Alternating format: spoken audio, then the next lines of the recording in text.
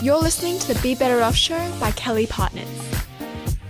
Good morning and welcome to the Be Better Off Show, where we get interesting Australians to come and share their stories to help us be healthier, wealthier and wiser. And good morning. This morning we have Tim Hewson from Mongrels Men. Good morning, Tim. Morning, Brett. How are you? And thank you for having me on. No problem. I'm well. I always love to start at the beginning because the beginning's a great place to start. Where were you born and how did you grow up and what did you study and how did you end up doing what you're doing now? Start with all the hard questions. Okay. Yeah, easy. So, born in the United States. My family was, my mum and dad were actually living and working over there for a short period of time while dad was going through university and mum was working at the International Monetary Fund. I think I moved back to Australia, to Linfield. I must have been about 12, 13 months old, so not really long enough to actually pick up an accent. Lived in the leafy northern suburbs of Sydney for a few years before moving down to Mittagong, Bowral area. So if you know where that is, that's about halfway between Sydney and Canberra. Lived there for about 7 years. Moved to Sydney when I was about 10, and then have been in Sydney basically for the rest of my life. So all of my teenage years, 20s, 30s, and 40s. Bowral Public School, Paddington Public School, and then was fortunate enough to go to Scots College in Bellevue Hill for my senior years.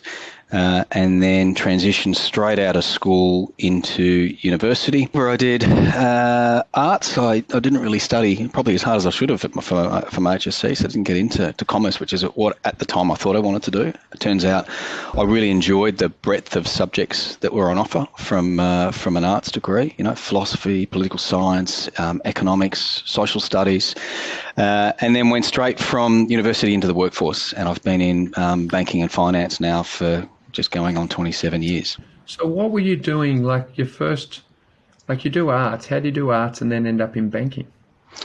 So I thought I wanted to do a commerce degree. I didn't know what I wanted to do with the commerce degree, but it made sense because I enjoyed economics and commerce at school and university. I did some work experience when I was 16 for Schroders, an investment bank based out of Sydney, and I vowed never to go into banking and finance. Didn't like it, didn't understand it, didn't make any sense to me. But of course, my first job out of school was working in a call centre environment for Commonwealth Bank, and I just realised very, very quickly that there was so much that I didn't know, and there was so much to learn. And I think the thirst for learning, the evolution of the industry and continual development has kept me in the industry. So it's probably more out of interest than passion or purpose. But ultimately, I think deep in my core, I actually like helping people. So starting off from a customer service point of view, I really liked the idea of being able to provide solutions and solve challenges. And that's kind of carried me through working with customers of different types throughout my 27 years. And what sort of banking did you end up doing? I started off in retail banking. So, you start off on the contact center, you learn everything about all the products and services that a bank has. I was actually enjoying learning, but pretty bored with the work.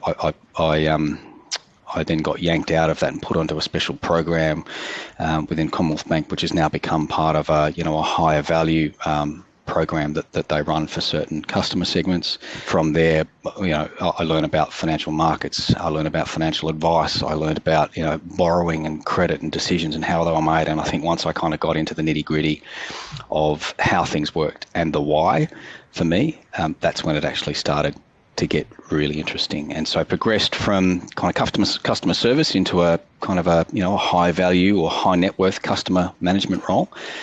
Then into financial markets, out of financial markets into hedge funds, which was an interesting time. Hedge funds were just kind of making their way onto the market. This is early 2000s. Structured credit was a big thing.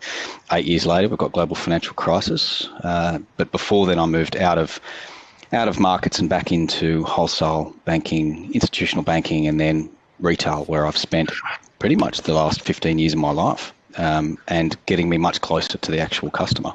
And then how did you end up setting up Mongrels Men, and what is it about and what does it do?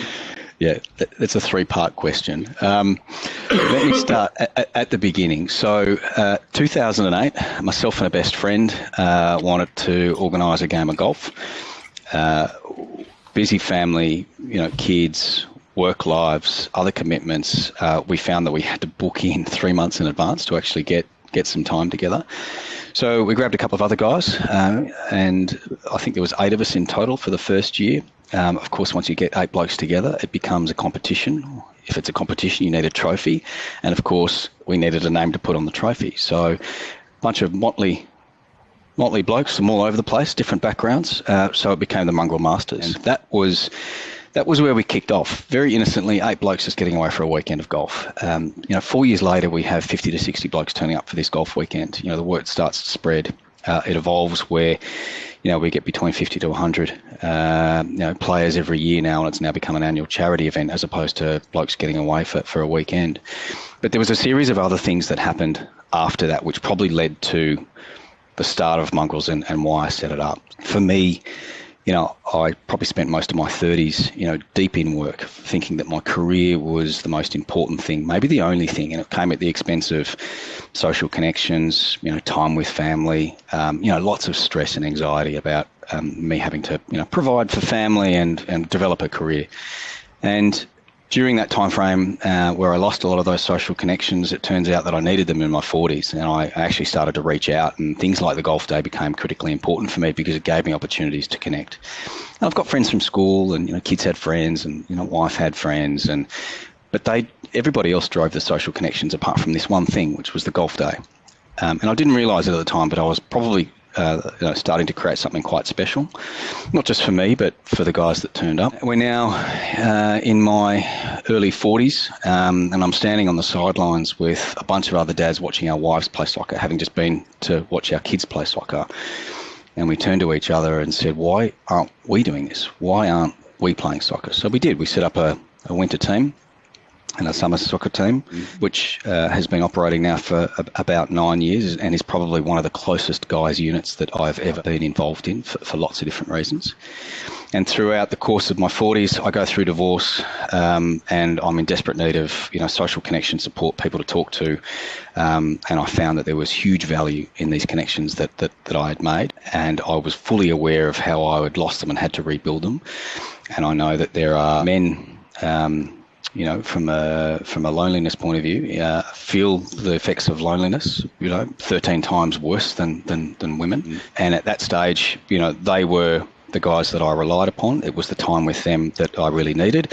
And I found that I had to reach out and start developing other social connections as well. And then through this process, there was probably, a couple of other things. At the end of each year, you get the guys that come up to kind of thank you for organising and managing the team and making sure there's, the bibs are washed and the fields are allocated and everyone turns up on time. But there was 2 things that 2 guys said to me which probably had the greatest impact. One of them said to me, thanks for organising this. This is the only 90 minutes I get to myself a week where I'm not a father, husband, brother, partner. I'm not having to manage a business. I can just be me. It's all about me for 90 minutes and it's crucial. And then the following year, another guy came up to me and he said, listen, thanks for organising, making sure I turn up, because if you didn't, I actually wouldn't be here. And I said, what do you mean? And he said, I wouldn't be here. And we spent, an hour at training, 2 hours on the pitch. We had no idea of the challenges that this guy was facing, and we were there for each other on the field, but we were doing a pretty shitty job of supporting each other off the field. And so, we have since learnt to support one another on and off the field, ask the questions, be there to help, provide, guidance and support when needed. And, I've had my own mental health challenges over the years, stress, anxiety, panic attacks, depression. And for me, I realised that I was in a fortunate enough position to be able to do something about it. I was naturally doing it anyway, and I was good at organising stuff. And if you organise stuff for blokes, they will generally turn up. Just take the hurdles away. And so 2019 rolls around, and I just can't get this out of my mind. There's something here, and there's something powerful about getting these blokes together. And I've seen the friendships develop. I've seen guys get supported in times of need. And so I say to myself, well, that's it. 2019, I'm just going to try stuff and see what happens. And so I just developed what I called the Mongrels Men community. Wind that forward into 2021. I'd spent a couple of years with lots of blokes in lots of different areas, testing and learning what they want and respond to, how they benefit, and I then make the decision to set Mongrels Men up as a charity. And while I'm on that point, let me just say one thing, Brett. I want to thank, obviously, yourself, Kelly+Partners, and Trent Dowdy, who have obviously been key in helping us get the charity set up and provide ongoing support. So thank you. No problem. So how old are you now? I am 49 in a few months' time. And have you got kids? I've got 3 kids, a 16-year-old boy, a 14-year-old boy, and a 13-year-old daughter. So I'm right in the thick of it. Okay. So what was that, 16, 14 and 13? 16, 14, 13. So all very interesting and very challenging ages for lots of different reasons. And you're 48 now? 48 now. Yeah. So obviously through 30 years of being an accountant to many, many people, I've seen all sorts of family dynamics and different scenarios. And there's, a massive rate of divorce across the community, leading to all sorts of social issues for children in particular, and the partners, the husbands and wives. What's the picture there? Like, what's your analysis from working with these guys as to what's going on there? And doesn't seem to be making anyone any happier. So I don't think my story is uncommon. A guy that spends his 20s trying to figure out who he is. He rolls into his 30s in a committed relationship, gets married, starts to have kids, and you think your entire purpose is about providing for the family, and so you throw yourself into work, and that's at the expense of other things. By the time How old were you when you got married? I was exactly 30. I vowed never to get married until I was 30, thinking that I had these whole series of life experiences that I needed to undertake before I got to 30, and for some reason that was the magic number. Yeah. And then I woke up in my 40s, but it was as a result of things that people had said to me, things that I had experienced, my own challenges with mental health and not really doing anything about it, not knowing what to do. And then, in my 40s, I start to see that there are lots of guys in my scenario that lost time. They'd been defined by work, or they'd let it define who they were. And, they had lost social connections, or all of their social connections were actually organised for them. Kids groups, sporting, kids sports, wives, partners, girlfriends drove a lot of the social activity. And so they lose who they are, their purpose and their identity. And so, you kind of latch on to work. And that in itself creates distance. It creates relationship challenges. If you define yourself as only one thing, and that changes or evolves, that has an impact. And it's not uncommon. There was a real risk for a little while of Mongrels becoming the divorced dads club, because they were the guys that were reaching out. And it's once it became too late, not I need to infuse social connection and relationships and better conversations with men in my local community earlier on. So that's why we start to try and tackle that from early ages where we can through the Mongrels Men charity. It's interesting. So I've spent a lot of time thinking about these issues. I was lucky I lost my job at 22. And so I was working at Schroders in investment banking, and I got sent to Morgan & Bank's outplacement service, and it was one of the greatest things ever. I had 6 weeks there, but all of the people on this floor, and this was in 1997, so there were still sort of big redundancies happening across industries. They were all men. There wasn't a woman on the floor, and they were all in their 50s. And I just remember speaking to them, and I was able, within a couple of days, to conclude that while I had a drama, my drama was a moderate-sized drama, whereas these guys had a major size drama, and that drama was that they had mortgages, private school fees, a loss of faith, in terms of impact on their ego, Right. a loss of identity, that lost their business. I always said that they lost their business card, and that meant that they'd lost their whole sense of self. Yeah. And I sort of vowed that I would never put myself in that situation. And then what sort of came from that was I've written, I wrote a book trying to, ask people what they'd done to work out what I should do. And I said to myself, having watched the BBC 7 Up series, Oh, yeah.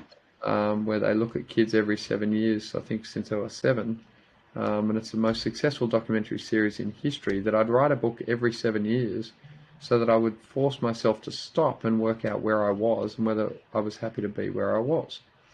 Now, what's interesting, I worked out with these 50-year-olds that they were completely unconscious. They had no idea how old they were, where they were, why they were there, how they got there, nor where they were going. I think it's got a lot to do with how people are diseducated, i.e. not educated. I feel like there's not a lot of conscious thinking around, who you want to be when you grow up. And then my sort of interest was really financial in that, a lot of the reason that certainly the guys I know feel that they need to work in a particular way is that they're trying to fund a lifestyle that they've just assumed makes sense. Where, I read an article by Malcolm Knox the other day about the dramas at Knox Grammar, and where he had gone to school, and he said, today, if the school fees were the same as they were when he went to school, that'd be $9,000 a year, but they're $35,000 a year. Yeah. So my sort of analysis is a little different to yours in that people are unconscious, men and women. They are living a lifestyle that they can't afford, by working in an appropriate way. And so they're sort of living like an extreme sports lifestyle where they have to sort of jump out of planes and hope the parachute opens because, they've got 2 or 3 kids at $35,000 a year schools. So that's $100 and something thousand after tax before they do anything. Yep. Their earning power, most guys spend their 20s fiddling around, not building out their careers.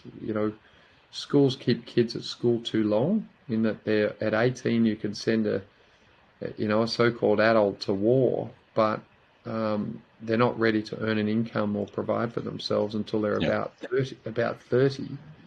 So that seems like a waste of time at the end of school there. There's 2 or 3 years that seem completely wasted. And then they're not prepared for adulthood. They sort of live like children until they're 30. And then all of a sudden, all my mates were like, right, I'm 30, I'm getting married, I've got to have a kid. That means I need a career. And they're 10,000 hours behind. They don't have a career. And as the pressures of adulthood come on, they have a wife, they have 2 kids. I've seen it 100 times. And they buy a house, that they can't afford in an area to impress people that they don't like. A couple of cars, a couple of kids, wedding they can't afford, house they can't afford, couple of cars they can't afford, kids are 5, into schools they can't afford, that the financial pressure is overwhelming. And that leads them to working in a way that's unsustainable. Now, most big corporates kick people out by 50, so they've got 20 years to make a living. If they earn 100, say 100,000 a year, which is more than the average person can expect to earn per annum, that's a couple of $1 million of earnings. You got to pay some tax, so it's 1.2 net. You got to live, pay for a house. So, if you've got 2 people working, that's fine. That's 4 million of earnings, less tax, 2.8, pay for a house. So I think that people just dramatically don't understand money, and it causes massive, massive, massive pressure. And as a result, they go for the extreme sports, work style, just to keep whatever job they have that they don't like anyway. And then it all blows up anyway, right? And then they're giving half of what they don't have to each other, and then they're paying child support, the pair of them, and my analysis is they're both miserable. and they did it to each other. Sorry for the people out there listening. There it is. So that's Brett's philosophy on life. That's there's so much. There's so much in there. You know? I've been watching it, Tim, since I was 18. I've been working with people as an accountant since I'm 18, and given that people don't visit the confessional anymore, they typically visit their accountant. And the thing that's most precious to them is their money, because sex, politics, and religion are no longer taboo, but money is.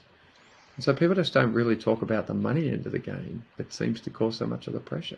Yeah, and there's obviously, as you would know, a huge connection between financial well-being, whether that's feeling in control, having enough to fund plans, retirement, just living, kids, family, whatever it might be, and mental health and well-being as well. Yeah, I have this great book just in front of me called Enough by John Bogle. And John was the founder of Vanguard, the wealth management book. And he says true measures of money, business, and life. So there's something in that as well. Absolutely. So that's the money side, and I feel like the mental health thing's a bit of a modern discussion.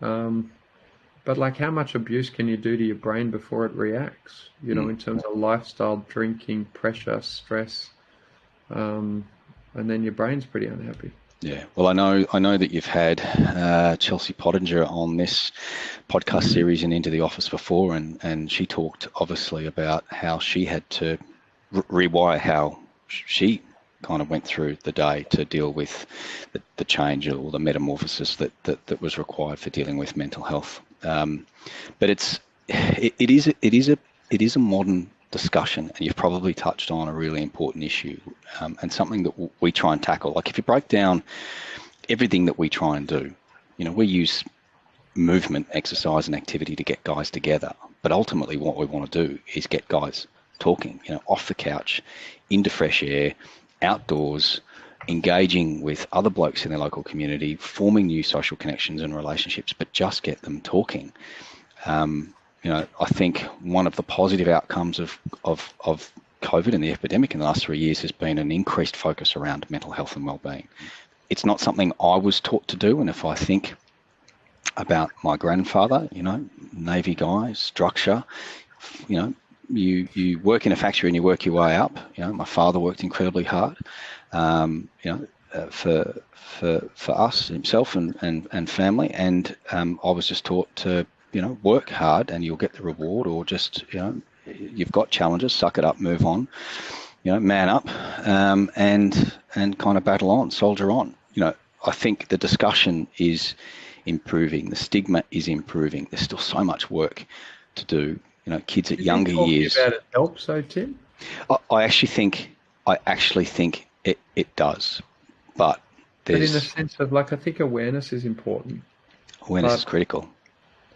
I feel like a lot of people talk, but they're missing information. So it's like, well, if you keep talking about, I feel bad, but you don't know how to run your money, there seems an information gap as much as a talking gap. Yeah. Because I listen to people, like, we're so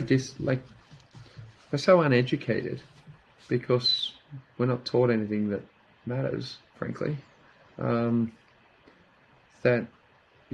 two people that know nothing talking doesn't solve much.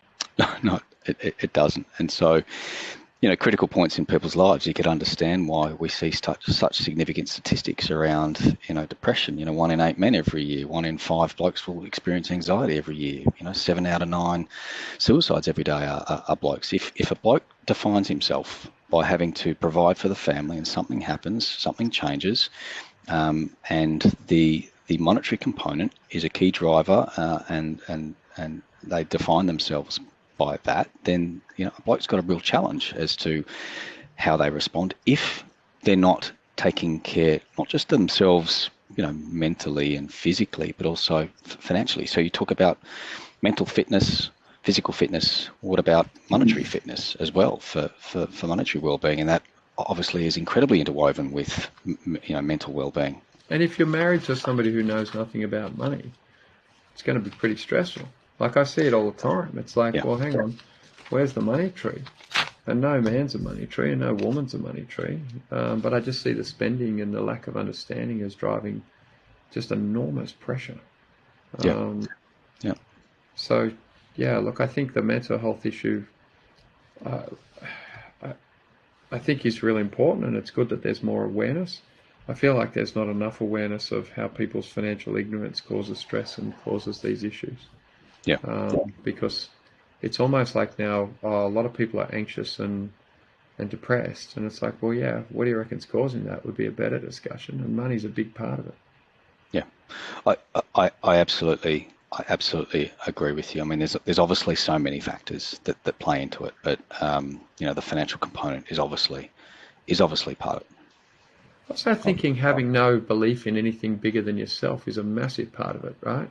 We've become a more irreligious society where people have no deep belief in anything but themselves, and then they discover that they're not much, and then they're depressed, which makes a lot of sense. It's actually a logical response. But as we've had a less faith-driven society, these issues have increased enormously. Yeah, yeah, and I think so. You touched on a couple of things around kind of awareness. Awareness is obviously improving. Discussions are improving. I mean, it was "Are you okay?" yesterday, right? We're still struggling with people feeling confident enough to ask people, colleagues, family, friends, whether or not they're actually okay. And then their own campaign, by definition, 40% of people don't feel comfortable or confident enough to actually ask people whether they don't want to, or they don't feel as though they're equipped to be able to respond if somebody says, you know what, I'm actually not. And so that discussion needs to evolve from not just asking whether you're okay, but then knowing how to have the conversation, making it part of, the fabric of communication. And then if you come across somebody who has challenges, knowing what to do, how to provide support, where to refer them, where they can get help. That conversation, like anything, just needs to evolve. And that should be the same as, financial education, having conversations about money. But, money, politics and religion are those three things that you really get taught not to talk about. And all of a sudden, you find yourself in a situation where you need help, you don't know where to get it. Like if you say to somebody, what do you think about Trump? You'll get plenty of, everyone's got an opinion on Trump. Right? So politics is, what do you think about, like, let's wear a teal t-shirt, let's talk politics. That's not a taboo anymore, right? Yeah. Sex, sexuality, I'm this, that, or the other, I like this, that's not a taboo anymore. And religion, I don't think is taboo anymore, but money is. And at the heart of a lot of the stress that I think certainly men have, it is this idea that, that they have to take care of people, and in particular financially. Yeah. But they're not equipped at all to do that because they know nothing about money. Yeah. And so, the stress is real. Yeah. Because it's you work in the industry. You should know about this.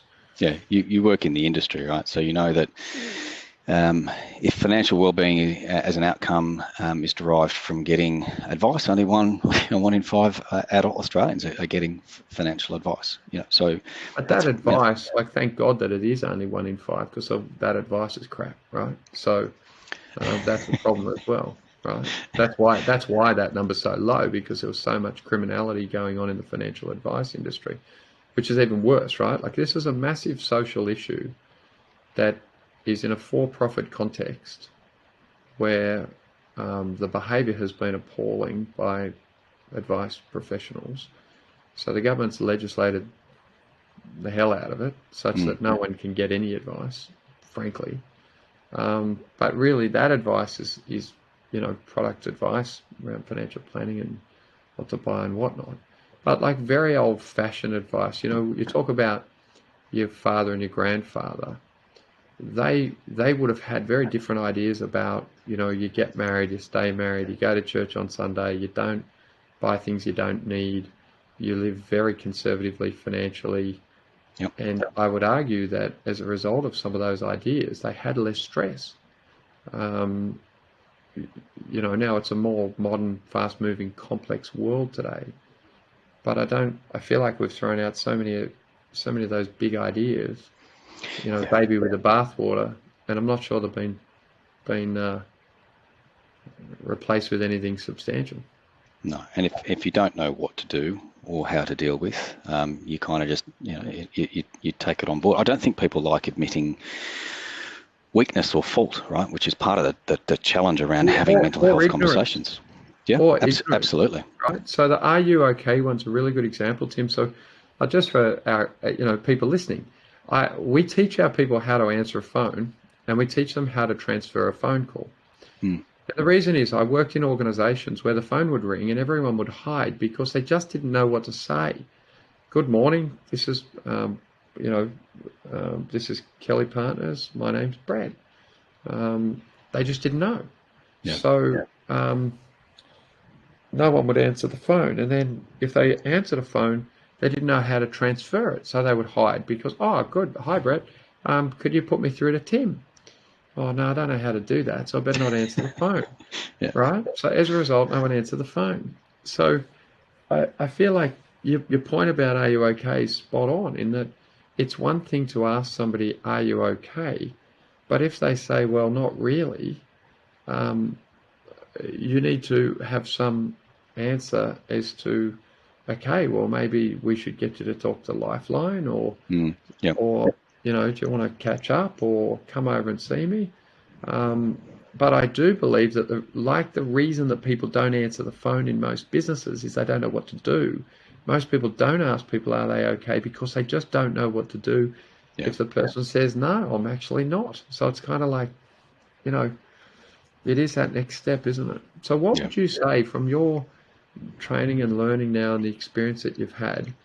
I did ask somebody yesterday, are you okay? And the answer I got was not, no, I'm not okay, but, I've got a couple of kids and I'm, it's challenging, I think was the words. It was a man, so they're not typically very demonstrative with their language, other than at a football game. And so I sort of followed up and said, hey, mate, give me a call, tell me what I can do to help. But what is the right, I'm not sure there is a right answer, but what would you recommend people do? Yeah, and I was going to say, there's so many different circumstances, reasons, and people are obviously in very different, states of mental, let's just call it mental fitness. We focus in the area of men because we think men are not as great as women at this kind of stuff. And, the research indicates that 70% of men actually don't reach out. They don't know where to go, and if they do have a mental health challenge, only 12% of them actually reach out for professional help. I think, sometimes we can be too proud and stand in our own way to actually put our hand up and say, look, I actually need help, and then not enough people know where to go for what kind of help. Do I need a crisis? Do I need to speak to somebody on a crisis line like Lifeline? Do I reach out to my GP? Do I go and see a mental health professional like a psychologist or a psychiatrist? And most people probably wouldn't even know the difference between those two. But it is really challenging, and so this is why our role, I think, is just to try and firstly create an opportunity for guys to get together. Secondly, create a framework for them to have conversations, and then teach them how to have the conversations. What we do is not about getting guys together and getting them to sit in a circle and hold hands and just, and cry for hours. And if that's the result of the conversation that they have, then fine. But firstly, get off the couch, get outdoors, fresh air, movement, because it's so critically important for mental well-being.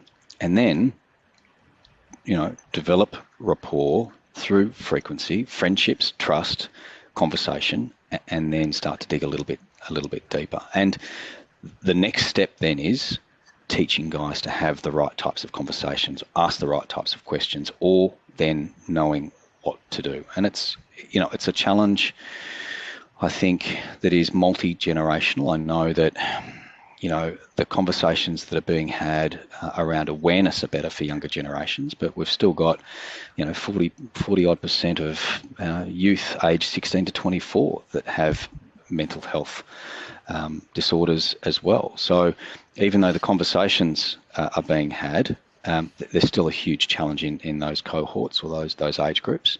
And maybe some of it is about awareness. Yeah, what do we know causes it?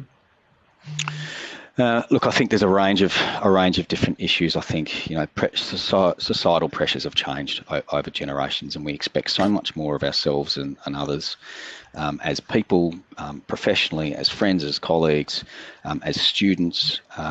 Technology plays a role. The amount of time we spend on our phones, our social connections. The pictures we see. I mean, I've got teenage kids, and technology for them is used in three very different ways. My eldest uses it just to communicate with his mates. It's a pure functional tool.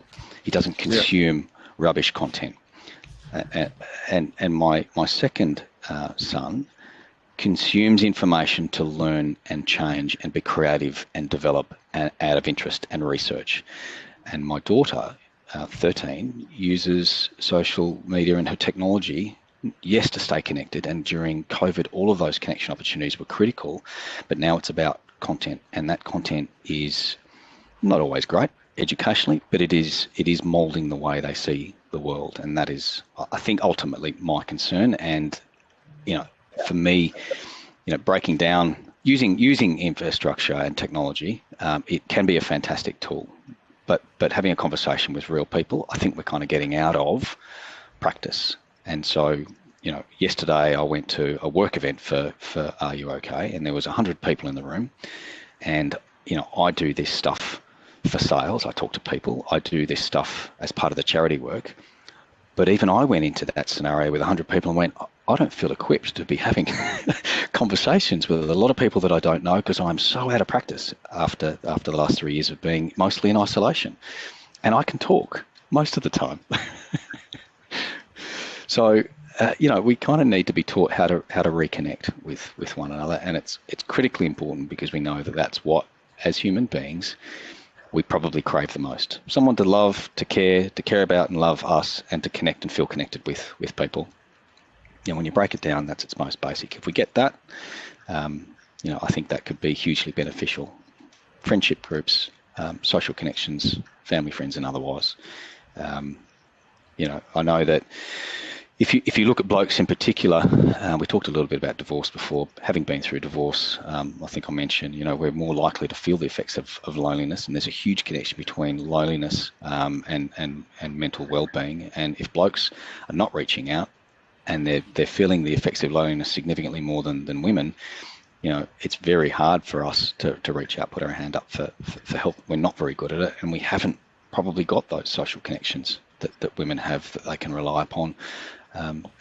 We therefore find it increasingly difficult to know where to turn, let alone how to have the conversation and deal with emotions, which was, something I was never taught to do. But so what's causing all the divorce? And I wish I probably, it wind the clock back, Brett. I wish I had been a relationship expert, to be honest, but because it's, there's, what's the statistic? 50% of marriages end in divorce, or the joke in a marriage is the leading cause of divorce. But, I think we talked a lot about the kind of social pressures that are imposed on ourselves and others as a society, and our expectations. I think, if I think about it from my point of view, I had mental health challenges that I didn't deal with. I defined myself by my work, and I woke up a little bit too late to realise all of those things were critically important to me, and I should have done something about them, but I was too proud, stubborn, or ignorant to actually know what to do. And so that's where I ended up. I created my own path almost accidentally, and I think it's pretty common, all of these stresses, or the ignorance, or us not being good enough at reaching out, or reaching out early enough to have those conversations, whether it's your partner, your friends, your colleagues, or otherwise. The art of having a conversation is tough. Can be tough, especially when you're dealing with emotions and feelings as a bloke, if we haven't been taught how to do that. Yeah. It's a mystery, isn't it? But I think back now, and I remember, so when I lost my job, I started reading books, and one of the things that I realized was that you get no training at school on how to have a conversation. You get no training on how to deal with people. You get no training on how to have a relationship. Yeah. And not that it's a school's job to teach you everything, but in terms of functional skills, people skills, we're told, are really important. But in my HSC, my undergraduate degree in business, my postgraduate degree, Masters of Tax, my CA program to become a chartered accountant, that's a lot of, what I today describe as pseudo education. There wasn't an hour of any substantial instruction in, who are people, why do they exist, what is it that we, how do we best relate with each other, work as teams, build relationship, not just personal relationship, but relationships generally. And that's a massive missed opportunity. And so as you become, what's amusing me at the moment is a lot of organizations are saying, oh yes, the best senior leaders have terrific people skills and what they call soft skills. And I'm like, well, that's interesting, because that's almost entirely left to chance, because there's no training at all on that. So it's very interesting, time to be alive. Now, to wrap up, for people that are looking for Mongrels Men, where do they find you, and how do they get involved? If they just want to go play golf, it's not a yoga group, it's not a meditation group, there's no kumbayaing, but you can go and meet some other blokes and spend some time with them. What's the best way for people to get involved? Yeah, so thanks, Brett. Jump on the website, mongrelsmen.com. Follow us on Instagram and Facebook or LinkedIn at Mongrels Men. We've got Mongrels Men community champions operating in Bondi, Manly, DY, Kingscliff, Avoca, with more on the way.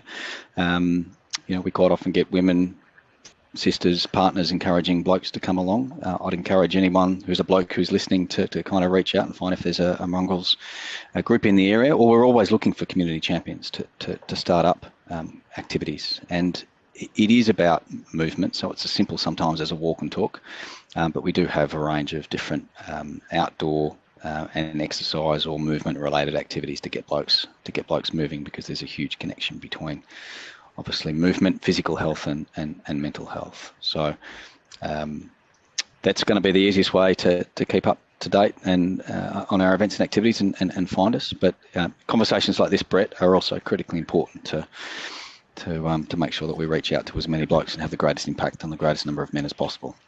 Yeah, I think so. So just so that people know, there are people out there playing golf and catching up and doing things. It is very easy with a busy business, career, life, kids, etc. to have no time to talk to anyone about anything.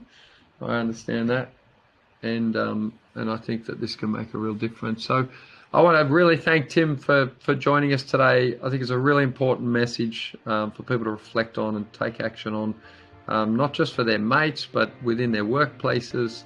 And as you wander through life, to see if you can make a positive impact on other people. And Tim's definitely doing that. So Tim, thank you so much for being with us today. Thanks, Brett. I really appreciate the opportunity to have a chat to you about it today. No problem. And as I love to say at the end of a chat, have a great day.